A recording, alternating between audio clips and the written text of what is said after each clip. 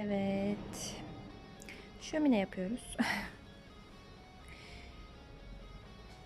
Elimizdeki parçaları değerlendirerek, kitaplıktı bu. Şöyle kestik. Şunlar monte olacak. İçine tuğla desen çalışacağız. Fazla parçaları kesilecek. Tabii bizim biraz alet edevatımız var. Babamla birlikte yapıyorum. Şöyle testimimiz falan var. Bakın.